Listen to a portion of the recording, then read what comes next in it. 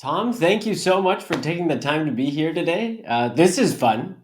As one of the more service-oriented people I know, it's a great chance to talk about themes around service and public policy and ethics with you. So I'm excited you're here. I'm excited to be here. It's good to see you again, Christian, and really happy to reconnect with you too. It's been a while. It's been a minute. Yeah. For context, I we met when I was a staff member in Branner, one of the dorms at Stanford, and you were the resident fellow there. Um, and Right. it was the public service themed dorm, and so there's a lot of service discussions every day, all around, every week, in that environment. And I can only imagine. And you were also the director of the Haas Center for Public Service at the time, so this was a central theme in your life. It's not as central as it used to be, but um, why don't we start with a very basic definition of what service is to you?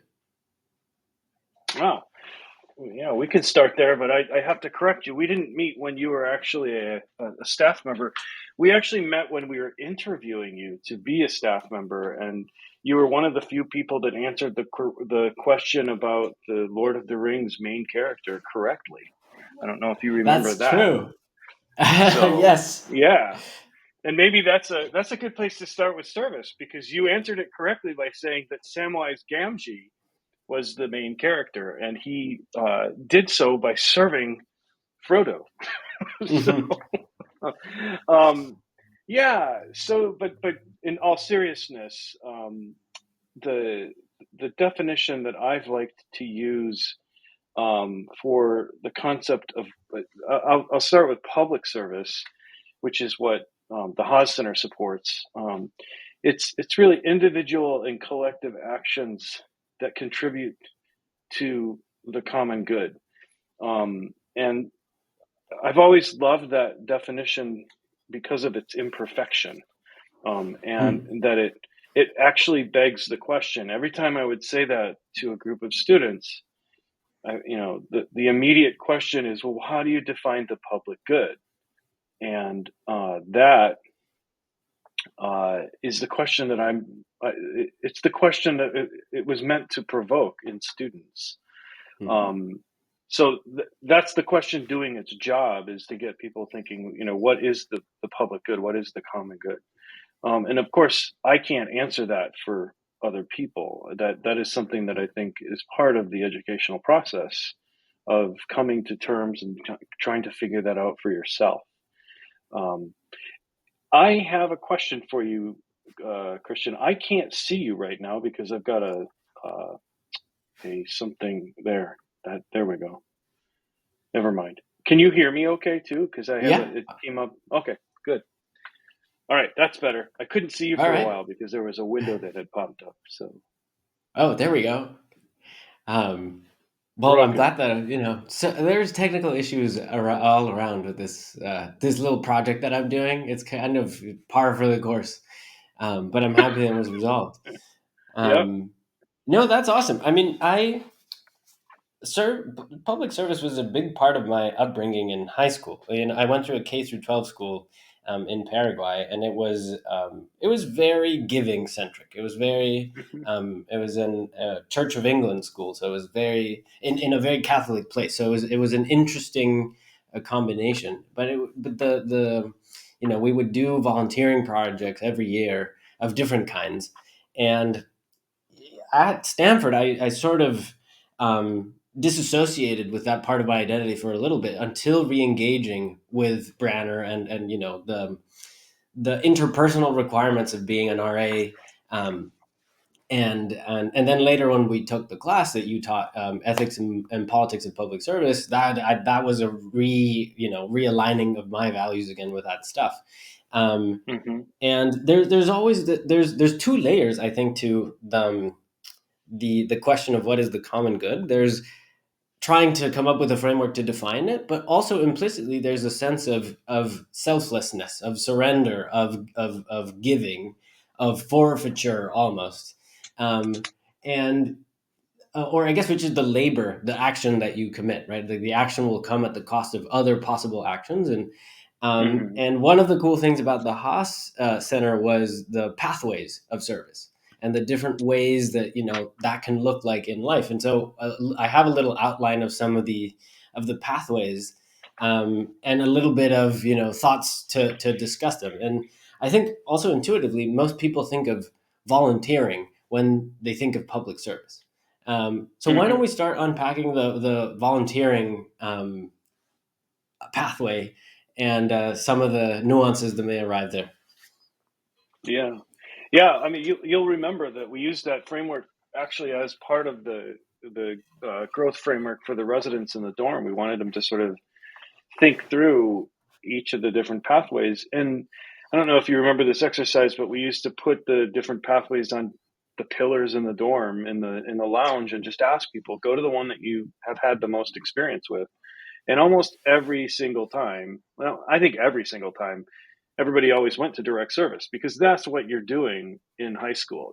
When you're thinking Mm-hmm. about public service or community service, you're most likely, hey, I'm volunteering with the school to go and work at the soup kitchen, or I'm, packing up, supplies for people, or or doing something like that. That's really kind of about direct service. And I think and it is university, so you need to complicate it a little bit more. And I think one of the things about the pathways was an effort to really complicate things.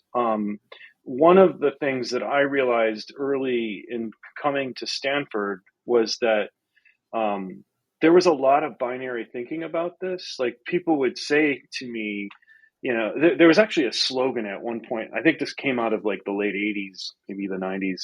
It was like either change or charity. If you were doing change work, you couldn't be doing charity work, or if you're doing charity work, it's not really that you're doing change work. And I always kind of bristled at that polarity, Mm-hmm. that kind of binary, because I think it's way more complicated than that. The other thing that I think was interesting is I kept coming up to students at Stanford who were very angular about the kind of service, the kind of pathway that they wanted to choose. They would identify, I'm a student activist and that's what I am. And if you're doing policy work, that's bogus. Or if you're doing direct service work, that's bogus. Or I'm a social entrepreneur, and that's Mm-hmm. who I am. And if you're doing any of these other things, that's no good. And so part of the genesis of this pathways framework was really to kind of poke holes at that, to allow people to sort of understand these are, like, these are different ways of engaging. These are different tools to leverage for social change. And it's also true that, at least in my lived experience, I, I, uh, I encounter these or embody these in different levels at different spaces in my life. Like, yeah, I'm quite Mm-hmm. sure that when I was in high school, I did a lot of direct service because that's what you had to do in school. Um, I was probably way more engaged in politics and policy in Wisconsin when I lived there because I lived in a purple state and it meant something. Now that I Mm-hmm. live in California, I will be honest, I sometimes feel, especially at the federal or national level, I'm kind of like, well, it's not really. That's why you see a lot of people in California or in other like deep states that are like, well, there's no chance for them to really have this great effect, to be on calling teams that are calling into purple states. And Mm-hmm. so anyway, you end up you go through these periods of life where your own life circumstances mean that you're more or less engaged in one of these pathways. um, it probably would make sense if we named the pathways just for your Yeah, audience, because I was gonna suggest that. yeah. Well, you've got, like you said, there's direct service, which is one. Um, and you're right. This is a little bit like I'm a few years out from my Haas Center days, so I hope I can remember all six of them. You've got you got We're in direct this service. together. Yeah, you got direct service, and I swear to you, I'm not looking them up online. Direct service, social entrepreneurship, and corporate social Mm-hmm. responsibility, and so that was kind of one that we packaged together. You had community organizing and activism. You Mm-hmm. had community engaged learning and research. You have Mm-hmm. policy and governance, and you had philanthropy. There, I got them all. I think I got them Mm-hmm. all. Yep. Um, and one of the interesting things that we've done, Christian, is that over time there's now a group of about 90 campuses that have adopted this framework around the country, and they've used it in similar ways as the Haas Center has done, which is to sort of, you kind of look at this as both an advising tool so that you can work it with individual students or a class of students to say, okay, we want you to think about these things. But you also use it to gauge what you're doing programmatically to make sure that you're covering all those bases. You don't want to leave one of them, like, Hmm. you don't want to over lean into one and not pay any attention to another. But the other thing that we did with this consortium is to actually do annual surveys of students. Hmm. And you took this survey, you actually gave this survey at one point, where we asked the residents in Branner to sort of say, what is your predisposition towards this? Which of these do you think you are personally interested in? Which of these do you think is the most impactful? And which of these do you think you're going to probably do when you leave college? And one of the most interesting findings that is a consistent finding year after year is that students see policy and governance as the Hmm. most impactful lever to pull, but they're also the least interested in it. Hmm. And now that has changed since in the last 5 years. We've been seeing Hmm. some of that interest level go up. And I think everybody knows why. It's because we're now seeing our democracy is showing us that it's fragile. Hmm. Policy and governance work is the way to kind of scale social change. Um, so the Pathways framework has actually been super helpful, and it's helped us kind of understand where students are at when in thinking about like which of these are important to them, which of them do they think is impactful. That's awesome. I didn't know about expanding the framework to other campuses, but that's amazing. And it does also. I think it expands horizons of people coming into the subject, thinking that it's just about volunteering or direct service. Um, and I want to, like, there's so much good stuff in what you said. I want to sort of get to it, in due time. But as we contemplate the idea of direct service, I remember one of the things from the class was the vanity, or the nuance when you get to the to analyzing the vanity of volunteering, and the self-serving aspects of some of the volunteering. Like, I do it because it makes me feel good. Um, Mm-hmm. and there was the story you had mentioned about some alum who showed up to the Haas Center 30 years or so after their 30th reunion, um, and commented on the fact that, that was such a formative experience for them. And of course, that's a beautiful sentiment, but it means that the problems that you are working toward haven't been resolved yet you feel happy Yeah, that, we're yeah, still working on them. So why don't we talk about that a little bit, the nuanced yeah. aspect of direct service. Yeah, yeah. It was yeah, that story I think was somebody that said, I'm so it was actually somebody whose child had started to go to Stanford, and they came and said, Hmm. I'm so glad that my kid is going to get a chance to work at the same soup kitchen that I did. And it's like, oh, that's too bad, because I wish that soup kitchen didn't have to exist. Like Hmm. that's the and so there's a push and pull there. Yeah, I mean, I think what part of that course, Christian, was it was difficult to teach because it involved having kind of unpacking having students unpack their motives around why they've Hmm. done service. And for some people, the realization that service can also be self-serving is uncomfortable. Hmm. It causes them great discomfort.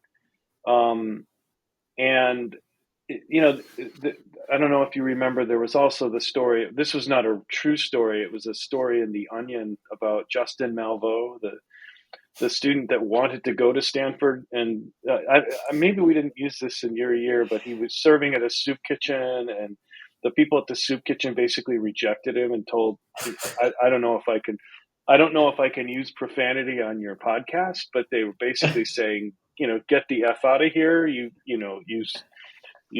jerky little Stanford brat. Like, and Uh-huh. they specifically used Stanford probably for a reason, even though it was a made up story. But we used that story in class because the story really did kind of poke at this. So many Stanford students in particular, and this is not, I'm not making fun of Stanford. This is actually at a lot of elite schools. You know, they know they have to do something, like, and a lot of it, not a lot of it is actually transformed away from just direct service, where some of these Mm. students are coming and they're like, hey, I would meet them and they'd say, oh, I founded a nonprofit as a freshman in high school. And I'm Mm. thinking, you and your parents founded a nonprofit. Like, there aren't too many kids that know what a nonprofit is and how to like Yeah. do that. But yeah, we came up to that a lot with came upon that a lot, where we had these students that were that really just they they were made uncomfortable by the questions that we sometimes asked that were really around our principle of humility, and Mm. really wanting to have them be also around the principles of reflection and learning that we would have of Mm. basically saying, hey, you don't want to do this just without actually being reflective about what your motives are. And that was a Mm. big part of that class, and a big part of what we wanted and needed to do at the Haas Center, because that's actually the first step too, right? Of like understanding, why are you doing this in Mhm. terms of interacting with others or with community members. If you're not clear about what your motives are or what you're going to get out of this, um, it it can go south pretty quickly. Mhm. And I do want to talk about the mismatched motivations a bit later, Hmm. especially when it comes down to uh, um, strategic dialogue and behavior and communication and in the case of activism. Um, but the before we get to that, I think there's the initial, and I think this is awesome. You know, you have to be aware of the motives of why you're doing this. And oftentimes you think of volunteering as a form of service. The other intuitive one is philanthropy and giving and charity and donations.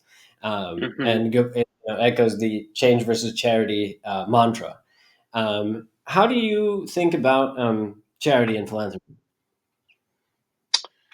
Yeah. Well, first of all, I don't equate philanthropy and charity. I don't think that they're the same thing. I mean, there's a whole field of philanthropy. I think charity is more of the kind of universal kind of idea of like, I'm doing it, and is often connected to a faith tradition, that kind of thing, Hmm. where you're doing this. It's sort of like the piece that's not acknowledging that there are always personal motivations for doing this, like if Mm. even if it's just feeling good. Philanthropy, from my perspective, is more of a field of um, it's a field in which I think of philanthropy very often as like the R&D branch of social change. They are Mm. trying to do things that, when it's done well, I think philanthropy can serve that capacity of kind of piloting things that could either get picked up by public policy, like where we're trying, and a lot of things that actually are public policy were started, from a philanthropic, on smaller scales, in a philanthropic way. So you have these foundations that are actually funding projects that are kind of pilot projects for, hey, let's test out, Hmm. universal income, or like Mm. in smaller communities, to see, okay, what's the impact, and how do we understand what that does to communities, or in communities. um, but the other thing about charity, from if we think about charity and direct service in that realm of like, yeah, I think that the trope is that they're not really getting at root causes, and that may be true. um, but one of the ways that I have come to think about it is as exposure, of like, Mm. there are opportunities for people in those modes, in the philanthropic and the direct service modes, to experience things they might not otherwise experience, and to get experiences that will really help inform them, maybe in other realms. So, for instance, one might see it as charitable or direct service of me going and volunteering in a classroom once a week, Mm. right? Um, and that experience may tell me some things about school systems that I need to know through my interactions with the teachers or with the administration or with the students. Um, and then say I'm a leader and I'm not like a professional teacher, but this is my volunteer role. If I come into if I suddenly am on the school board, like that can help Mm. influence like how I think about this stuff. So I also think it can be motivational. I mean, one of the things, I don't know if you remember this, but we used to do when Stanford students would come during new student orientation, we had basically a charitable sort of direct service project. They would basically, students would come together in groups of 6. There'd be hundreds of them in a room. They would pack food for places that would ultimately get shipped to places like the Philippines when they had a Mm. typhoon or some natural disaster. But this organization that we worked with would come in and they'd bring the food and all the packaging materials. And it was really an experience of like getting to know 5 other people, Mm. really closely over an hour and a half. You're doing these mindless tasks of just packing food. Mm-hmm. Um, and after that time, you had 5 new friends, and you'd actually thought a little bit because we'd actually use that time to say, hey, you're packing this food, you're not ending global hunger. Like, this is not Mm-hmm. ending global hunger. But what we want you to do is we want you to think about what can your Stanford experience do to solve crises and problems like global hunger. So it's just an exposure, and hopefully Mm-hmm. that might have sparked something in somebody to say, oh, I really want to think about that. And it usually did, because we'd always have students that would come up and say, where's this food going to? How will we know this is Mm. impactful? Like, they wanted to know. And it's like, okay, I'm really glad you're thinking about these things. And you can help us. And here's how you can find out. So, you know, I there are a lot of people, I will share this, a lot of people in my field, in the field of like higher education, community engagement, service learning, public service realms, who really don't like direct service. Mm-hmm. It's like, yeah, this is not what we should be doing. I'm not one of them. I think I don't think it should be all that you do, but I think if you don't have it there, you risk that exposure moment for many people. Like, we would literally have 800 students go through that that experience. Some of whom, the only reason they did it was because, the one roommate that wasn't hungover said, "Hey, let's go do this." Let's, like, and dragged them there. And then this is kind of cool. I didn't know that there was Mm. this organization. And then they, of course, spilled out into the Haas Centers. Like, they had this Cardinal Service fair and got to know all Mm. these other organizations. So you never know. Like, that's what Mm-hmm. some of those pieces are, to me. They're worthwhile, but Mm. in a different way than maybe other pathways. Mm-hmm. Yeah, and I think these are the two that feel I want to be careful, but the lowest amount of commitment. You can sort of be checked out and volunteer somewhere. You can sort of be checked out and donate money to some Yeah. organization. I think as we move to things like politics or social entrepreneurship, they become more central to your identity, and so you have to fuse. It's your main occupation to some degree, of course. Um, and so I mean, I also want to add some color to the idea of philanthropy because just like with direct service and motive mismatch, there could be abuses in the philanthropic world too, and in the world of nonprofits, right? What are some of your thoughts around some of that stuff? Oh, yeah. I mean, so we we had, really fortunate. We had a couple of opportunities for students to get full-time fellowships in foundations after they graduate. So I think there Mm. were 5 of them, that we would basically award a student. It was a competitive application. These were students that actually took a class with Bruce Sievers at Stanford, who had this great class where did you take this class where they gave away, like, the class itself? For a while, it had $100,000 that they would give away Whoa. as part of the class. It was a class on philanthropy, on grant making, and a foundation had given them supported the class. And then Bruce took the class through the whole process of like identifying what do we want to fund? Like from soup to nuts. And then who do we want to fund? Um, and so we had these fellowships that class was actually one of the sort of prerequisites to getting this fellowship. And we would send graduates off to work in a foundation for a full year. And we would pay, like Stanford would pay them. And so the foundation didn't have to. And we sent them to all different kinds of foundations, small family foundations, large grant making foundations, policy oriented foundations that weren't grant making. There were just a lot of different ones. It's interesting because so many of the students, the graduates, found themselves to be the youngest person there by 30 years. Like it was just because, and so they were sort of the youth voice in many of these foundations. I do think that there's definitely challenges with philanthropy because there's always a power dynamic. There's always an issue of like, and I'll be honest, I understand this capacity of like strategic philanthropy where philanthropists get really involved in an organization that they're funding because they have, they believe that they have the skills that can help the organization do better. Many times it's people who've made a boatload of money in the private sector and don't know what it's like or how to run a nonprofit. They come in with a certain set of ideals or cultural expectations, and sometimes it's a mismatch. Not all the time, but sometimes it's a real mismatch. But you layer onto that power dynamic of I'm writing the check to support your work, and of course the people running the organization are like, well, okay, we'll do this, but we'll just, we'll try to abide by this for as long as we can because we're getting the money. So there's these weird power dynamics that are there.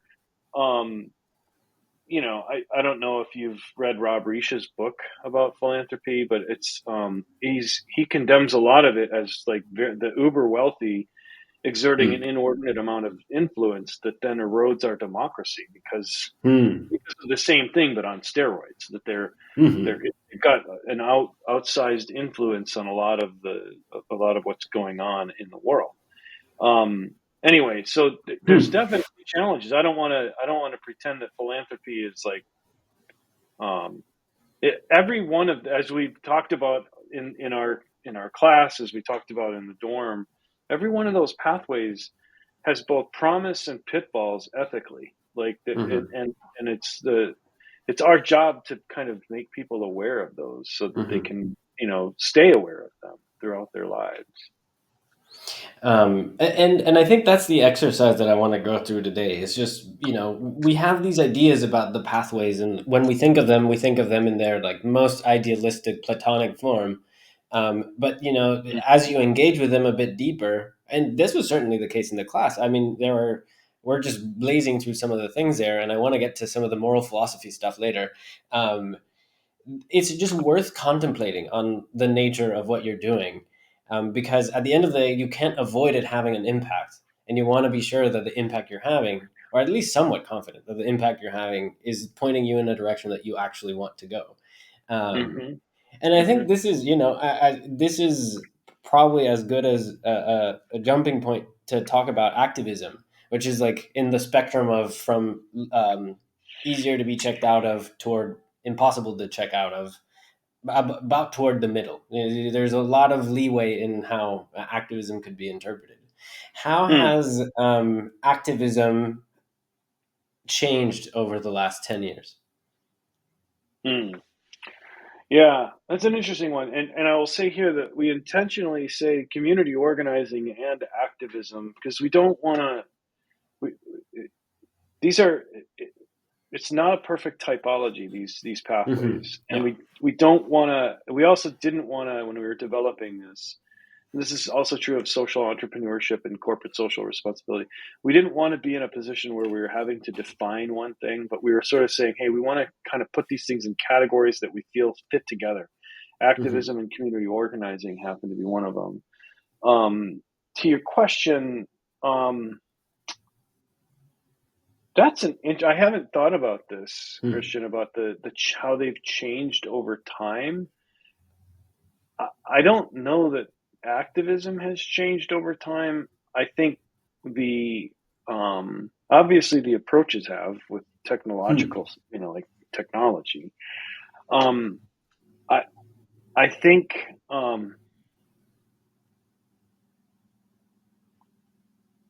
yeah, I don't know that I don't Hmm. know that it has changed that much in terms of the people. Like I Hmm. think there's a certain my sense of the people who and I'm there's nothing academic. I'm just gonna give you my thoughts about Yeah, this. Like and this is off. like we could also like this is freeform. We could cut it out if it doesn't end up looking. Yeah, no, I there's just this is a one of our favorite questions when we were interviewing students was, "What do you strongly Hmm. suspect but have no proof of?" Like Mm-hmm. this is the I strongly suspect, but I don't have any proof of this. Um, Activists tend to be people who are wanting to influence the system from outside the system. They do not want to join the system. They want to actually exert an influence outside of that system. Um, and for that, it's almost like it, you know, it's like when the Occupy movement got too Hmm. mainstream, people started peeling off because it was no longer alternative. It was like, oh, well, that's and Hmm. I think that hasn't changed. I think that sort of Hmm. mentality or approach to social change in that field has remained pretty constant. But I think the tactics that they've employed, how Yeah. they actually um, do things has had to change because of technology. Now, there's some signs that it hasn't. Like we still have people who will go off and want to expand awareness of their issue by doing things that will endanger others, like blocking the bridge, like Mm-hmm. blocking the San Mateo bridge and stuff like that. But they're doing this to be provocative and so that they get noticed. But the ways that people get noticed now in this environment of social media and technology are so different than they used to be. Hmm. I think it's forced people to try to be more creative. They're not just going to rely on the same, like, hey, let's go do a sit-in at the president's office. It's got to be, they amp it up. um, I also want to say that I think that um, activism, in the pure activism, not pure, but the form of protesting and that kind of thing, has I think it's gotten harder to do effectively in an extremely polarized environment Hmm. Hmm. because of the way that we speak to people and the way that we consume media now. You're being an activist, but you're often just preaching to the choir because Hmm. the things that get out, and unless you do something that's so egregious that the other side picks it up and is like, hey, look at how egregious they're being on the other side. And the example I'll give you there is what happened with the law school at Stanford with the judge Duncan coming and the students shouting it down. I mean, the reason that went so viral was because Fox News picked it up, and they were Hmm. basically saying, look at these Stanford students behaving poorly. Hmm. And otherwise that it would have gone nowhere, because it would have been like, hey, we're tweeting this to our friends, like Right. this. um so it's just an example of like how I think things have changed and just gotten more complicated Hmm. for activists who want to be effective in their role. um it's always interesting to me because like I said, there are students that come to Stanford and they liken themselves to being in a particular like pathway. Like, I'm a student Hmm. activist, and they often make it's often very hard for them because um, they would be student activists. They would be trying to get the administration's attention, so they would do some things, and in doing that, they would aggravate the administration. And Hmm. those people would never be the people who would be really the right people to then engage in the Hmm. administration with the administration on solutions, because they've burned that they've Hmm. sullied that relationship, and intentionally so. They were being Oh provocative, yeah. and so it was often hard. And those that tried to crossed that boundary often got labeled sellouts, right? Like, oh, Mm-hmm. you're, Writers. yeah, right, right. So I don't know. I don't know if it's a tough question, Christian, because I haven't really spent a lot of time thinking about how it may have changed. I can't say that I think there's just been a steady but not overwhelming kind of group at Stanford that Hmm. has been interested in activism over time. That hasn't grown a lot. It's not like Hmm. UC Berkeley, where I think it's a much more there's it's a much bigger part of the student identity Hmm. there than it is at Stanford. Hmm.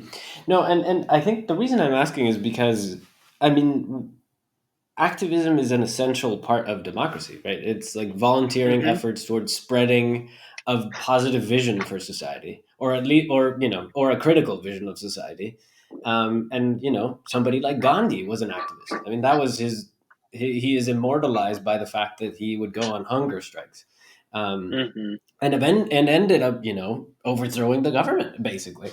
um, and so there's like this there's like this very tense relationship between activism and institutions.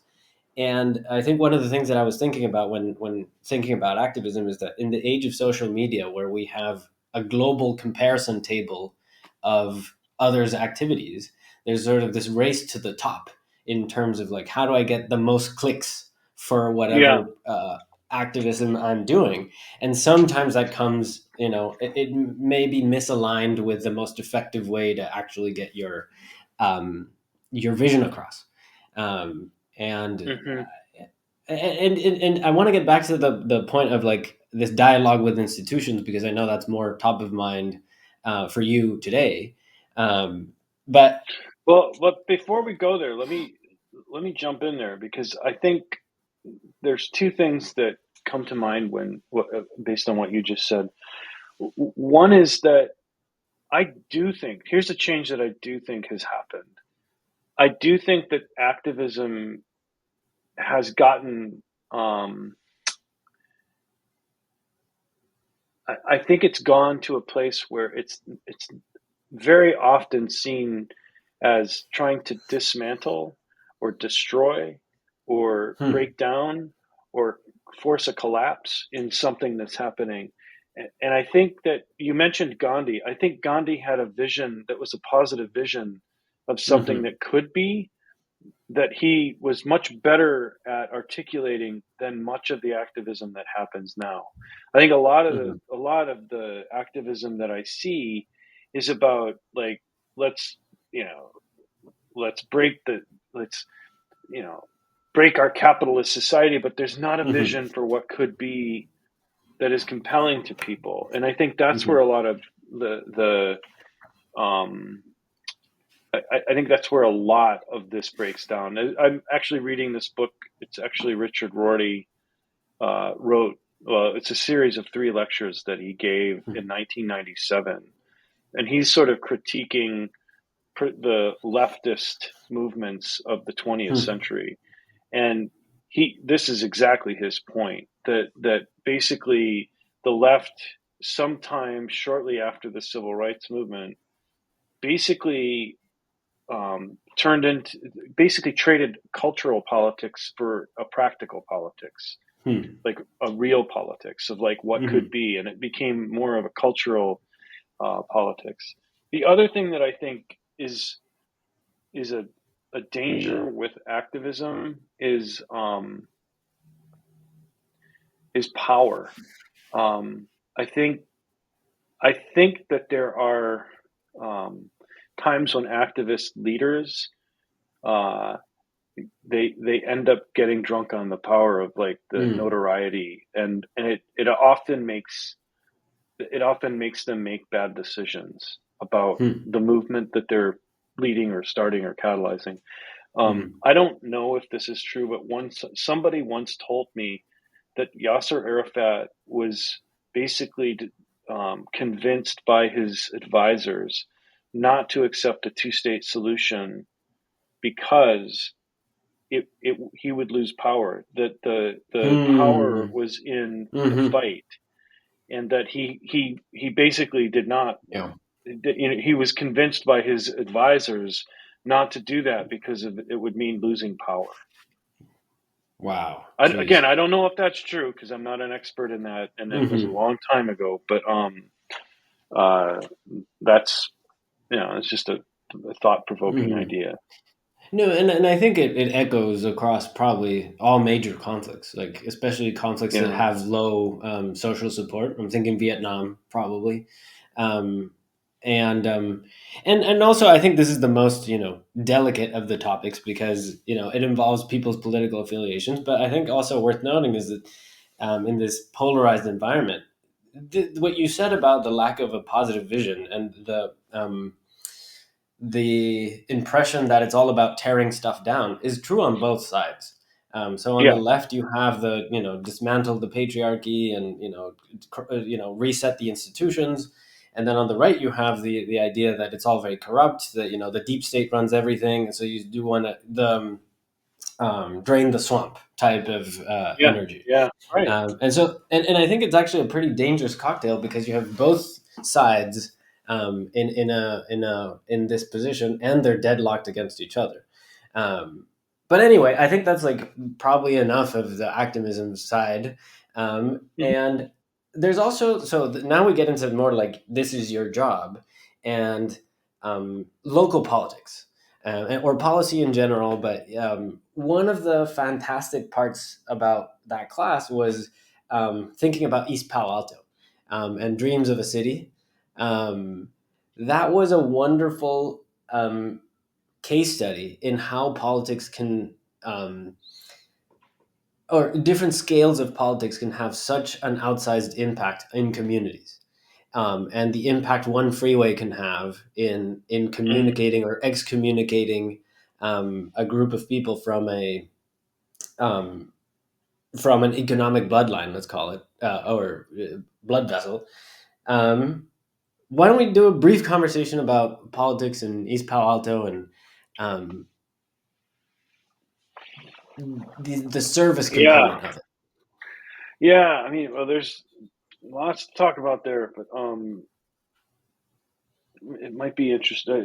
It might be of interest for me to share a story that, and I think we had him come in and speak to your class, but yeah, it's also about the relationship between like the 800-pound gorilla of Stanford, affluent, like, Mm, and this community that is, like you said, it got cut off by the freeway. It's been it's the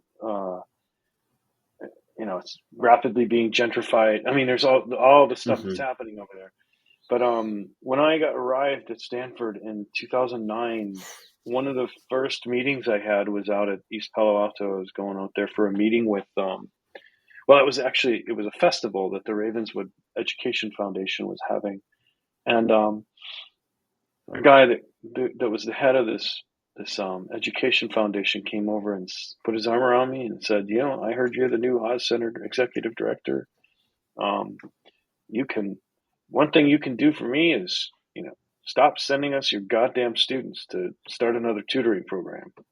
And I was like, whoa, Whoa. okay. Whoa. um like, um and, we talked about this in the class about, like, going out and wearing your Stanford gear in these places. And he ended up, I mean, he was making a point, right? um but he didn't say stop sending us your students. He said stop sending us your students who want to start a tutoring program. He Hmm. wanted the students to come in, and he wasn't against having the students, but he wanted them to be there, to be engaged in what the local community had created, not necessarily what Hmm. the Stanford students were going to create and put on their resume to say, I created Hmm. X, Y, or Z, because those things come and go. Um, So that's one part of that, is just the dynamics of again, it's a power differential between places like Stanford and East Palo Alto. But the other part was that, and we fought, I don't want to say fought, we tried to deal with this a lot at the Haas Center, in that so many people come to a campus like Stanford and are are told like the way to make change is to go and work in the federal government, go and work, in the Hmm. United Nations, go and work on these like massive problems. In fact, I came to Stanford from a regional public comprehensive university, University of Wisconsin Parkside. That transition, one week, I was on the workforce development board in Racine, Wisconsin, and the big issues that we were faced with were we needed to reduce truancy in the Tri-County area. How do we actually reduce the amount of truancy in this small area? My first meeting at Stanford was a meeting in Encina Hall where the people were talking about how do we end the problem of AIDS orphans on the continent of Africa. Yeah. And so the point I'll make is that that's really sexy, right? It's like, Hmm. wow, that pull to that large scale problem, and you hear about it all the time at Hmm. Stanford, the scaling thing. Um, and that's important. You have to have people doing that. But it's also important to have people who are really rooted in a community, dedicated to that community, and willing to do policy and governance work in that community. Um, the good news is that if you want, I mean, we this may be going to the institutions piece of this. Hmm. Well, yeah, let's go As there. we look, as we look at American trust in institutions, basically it drops the further away from home you get. Like the federal government, Hmm. Congress, executive, judiciary, they have the least amount of trust. State level, it's a little better. The local level, it's staying pretty good. People actually Hmm. do have trust in their local stuff. And so um, that's not to say that there's not problems. We just had Bill Gates, the one of the county supervisors for Maricopa County, um, who had to deal with death threats because of all the stuff that was happening when they certified the election results in Arizona. Um, so Wait, there's just to be still clear, some. not Bill Gates, another like a person Oh yeah, also named different Bill Bill Gates. Gates. Yeah. Yeah. Can you imagine having the name Bill Gates and not being that Bill Gates? Like that. Yeah. Yeah. I would be tempted to change my name to maybe Phil. Seriously, we're getting really Um. creative. Yeah. Yeah. Anyway. Yeah. I think there was always a really. It was important to us to try to push students when they were thinking about policy and governance to not just think about going to DC, but to also think about Hmm. going to Sacramento or going to their state or to their local, town. And I'm really pleased to tell you, there's a young woman who got one of our international fellowships. Hmm. Um, Maria Dore, do you know her? She probably was a little before your time. Um, Maria Dore. Sounds yeah. familiar.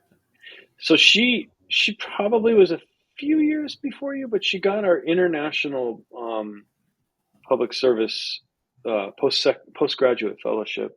She went off, did some really awesome work on environmental policy in Mexico and in South and Central America. Um, she's come back and she's now on the city council in Menlo Park. Whoa, that's awesome. Yeah, yeah. And Um, it was kind of funny. I didn't know this because um, I didn't know this until one day I was just in my garage and I'm watching this person walk by, and I'm like, that person looks super familiar, and I just said that mhm, to her.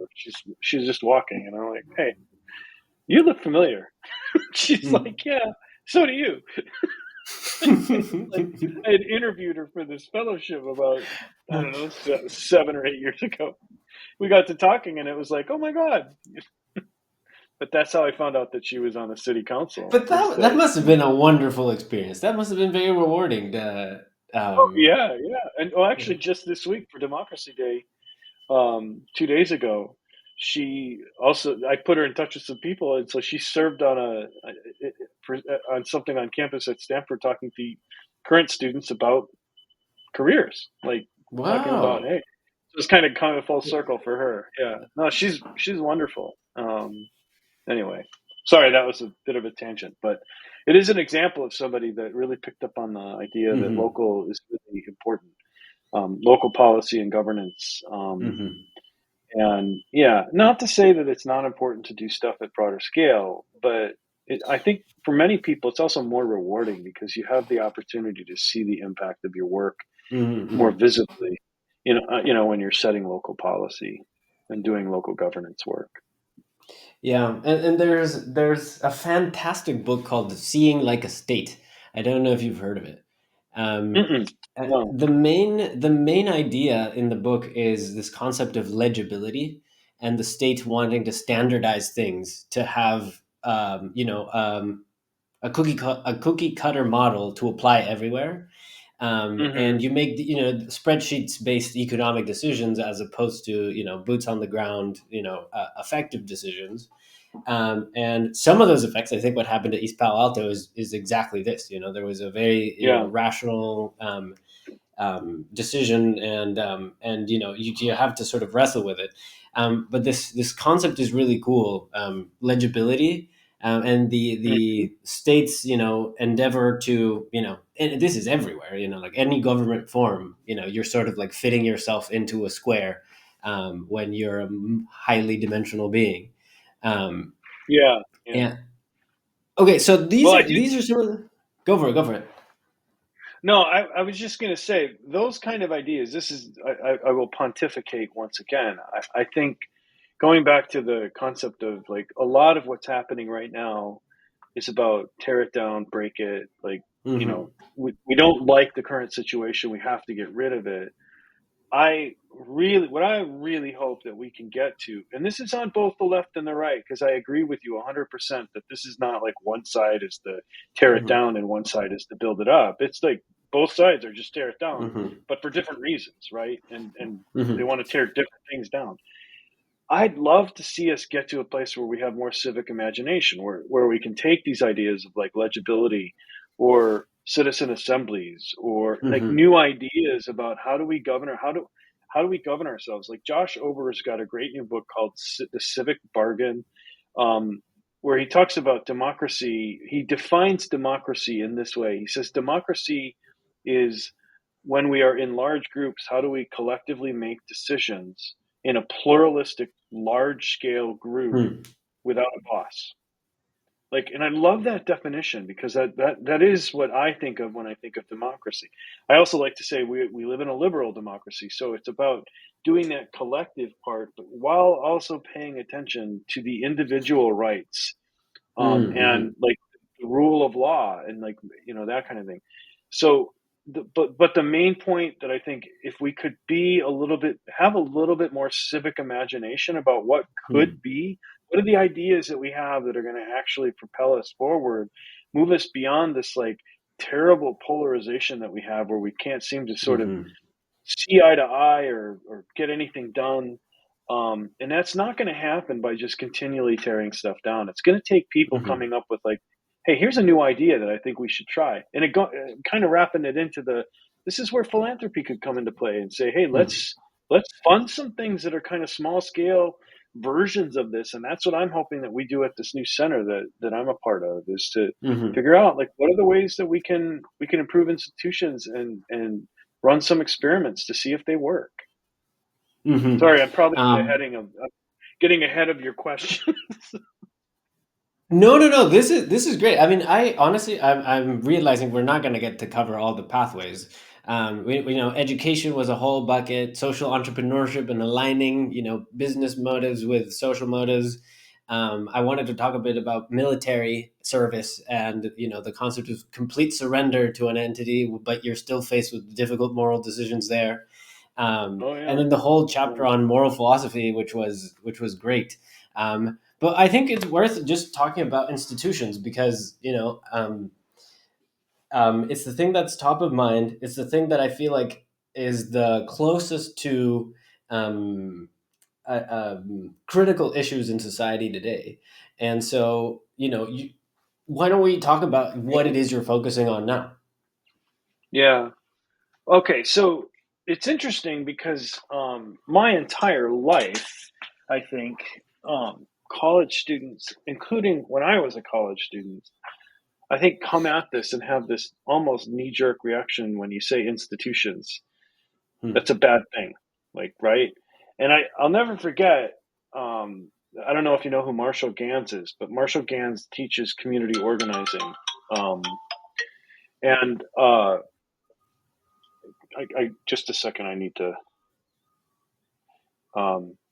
There. Sorry. Marshall Gans Oh. teaches community organizing, and he's at Harvard University. He actually he was at Harvard, quit to go and work with Cesar Chavez, and he did that for like 35 years or something. Went back to Harvard and finished his degree. It took him like 40 years. Whoa. now Oh, it's now he commitment. teaches there. Yeah. Um, hey, can I?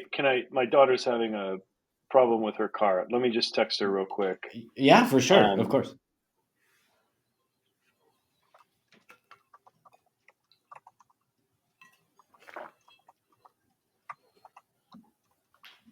uh,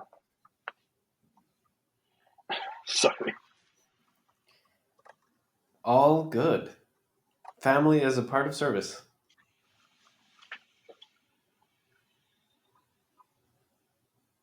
Yeah. Okay. Um, she's she's got a flat tire, so she's Oh, asking me for. the step-by-step Uh, tutorial. yeah. Right. No. Mhm. Um, I'm sorry. Just give me 1 second. It's all good.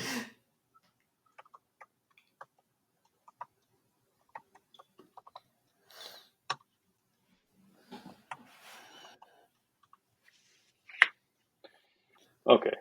Um, anyway, so what I was saying is that so for the entire of for my entire career, my entire life, really, I think people have had this view of institutions as being something bad. Um, Same thing with politicians too, but that's a whole nother Hmm. story. But institutions being bad is a particularly problematic thing when you're thinking about like democracy and um, how we make collective decisions. Because you can't. I mean, this is you can't make decisions without having some kind of organization or institutional kind of bureaucracy Hmm. around that. Like I'm really interested in this, like seeing like a state and legibility. I bet it gets into some of the same kind of stuff. Um, the Marshall was doing this workshop, and he was like, he had a couple of slides they were sharing with students, and he was talking about all about the positive effects of institutions. And I was sitting in the back of the room watching the students, and they were all just like, "No, what? What's he talking about? Like, no!" And he stopped and he addressed this by like basically saying, "Listen, I know that it's like deeply ingrained in our psyches now that institutions are bad, and they can certainly be used to wield do things that are not good in the world, but they also are like one of the single most important tools that we have to organize ourselves, like Hmm. to act collectively and make good decisions and collective decisions." So that's part of what I'm doing now. I left the Haas Center in 2022 and spent the good part of 1 year just looking around Stanford to say, what is Stanford doing to advance and understand democracy, like Hmm. whether it's coursework, it's research, it's engagement opportunities, and so I created this website, democracy.stanford.edu. It cataloged it. We formed a community around people who are like all interested in advancing democracy. We had a dinner with there were about 40 people, 40 faculty members and a couple hundred students that showed up at a dinner 2 nights ago for Wow. Democracy Day. And that wouldn't have been possible had we not cataloged all these people and sort of had Hmm. like a really easy way to say, hey, would you come and have dinner and talk to students? Hmm. Cross discipline too. It was like computer scientists, electrical engineers, Hmm. political scientists, obviously, those kind of folks. But it was really great. Anyway, so I did that, and then I've been more recently. I've been tapped to help launch something called the Center for Revitalizing American Institutions. Hmm. And this is an effort for it's being led out of the Hoover Institution at Stanford. And what we're hoping to do is basically look for ways in which we can rebuild trust in and the efficacy of American institutions. And those two things, trust and efficacy, are obviously overlapping and not in one direction. It's not like do this and then that. It's got to happen at the same time. And when we say American institutions, what we're really talking about are kind of three buckets of things. One is obviously government institutions, like the Hmm. judiciary, the executive office, Congress, legislatures, and at those things all at the both national, the state, and local levels. The second bucket really is around democratic practice. It's those things that are enshrined in like the Bill of Rights. It's like, how do we practice freedom of association, free speech? How do we administer elections? How do we, like all of these ideas that are practices, that are habits that we have as a country. How do we build the trust? How do we understand? How do we make them work better? And then the third bucket is really democratic citizenship, and that's actually helping individuals understand and engage effectively both with government institutions, with the first two buckets, government institutions and democratic practice. Um, and so we're hoping to work with Hoover Fellows and other practitioners at Stanford and around the country, to basically do better. I'll give you one example of a thing that we're doing with Ben Ginsberg and Justin Grimmer. They're convening a group of elections administrators, election administrators locally, like people from around the country, um, to work with them to develop a guide for how to deal with and effectively communicate when people come at them with wild conspiracy theories about election, and to help those people at the local level be able to say, here's when somebody says this, because there's Justin Grimmer's done a lot of research about like the sources and where these conspiracy theories come from, and help people debunk them, when necessary. Um, that's just one thing, and there's a bunch of different research, that we're doing, or that we're supporting through the Hoover, the new center at Hoover. No, that's awesome, and I think personally, one of the things that stood out to me from the pandemic and the post-pandemic era is that it revealed how fragile these institutions are. Democracy is super fragile. Yeah, Geopolitical configurations are very fragile. Supply chains are very fragile. Abundant systems yeah, are fragile. Food systems are fragile, and the media is fragile, and institution, not just governmental institutions, but trust in tech has gone down. Trust in the media has gone down, and so we find ourselves in the state of sort of dissociation with the information we receive, and it's easy to check out if you're overloaded with information you can't corroborate. And yeah. so part of this project is to try and create that, a language so that we can sort of start having conversations around building a positive version of the future, not just Hmm. skepticism and cynicism and being dejected about the space of possibilities. And also, we'll say, like, one of the things that is hard about um, these types of service oriented endeavors is that creativity seems to be harder for these. It seems to be harder for people to give themselves license to imagine what a great society would look like, or what a great neighborhood or town or city would look like. Who am I to imagine what these things are, right? And this is what the role of institutions has been, is to dictate what that society should look like. And if we have diminishing or like corroding trust in them, I think it puts us in a very dangerous spiraling path. And I don't even want to Right, speculate right. on where it leads, but I think that efforts like the ones you're involved in are essential, right? Even and being earnest about what the cost of some of these things would be, right? Like re-earning trust in the case of lost trust often comes with a cost to incur, right? Um, Yeah, that's why I do think that there's I and I don't want to have you hear me sound like I'm being Pollyanna-ish about this, but I Mhm. do think that and because some of my colleagues are like this, I do think that there's a lot of really important work being done around bridging Mhm. differences and building that skill, building the relationships and building that skill. One of the other things that I've been affiliated with here at Stanford is the Deliberative Democracy Lab.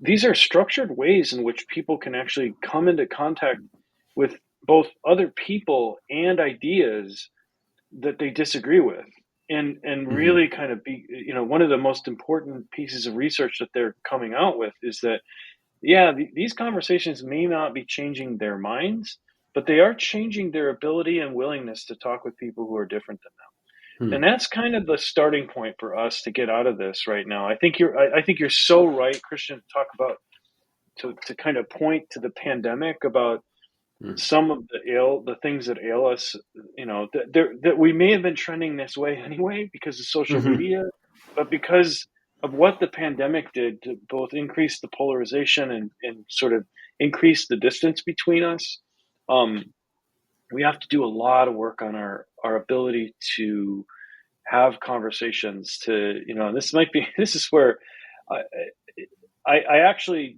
wrote this guide as the core commitments and building blocks of a healthy civic identity. And one of the things I put in there is a resilient mind, body, and spirit. Mhm. And that was the one that most people are like, huh, what's that about? And I'm like, it's absolutely essential, because if you're not taking care of, like, if you're not engaged in contemplative practice, like many of us were drawn to during the pandemic, where we're like, man, I feel like my brain is melting right now. I need to Mhm. do something about this. You're not engaged in a faith community. You're not engaged in something that's kind of keeping you whole.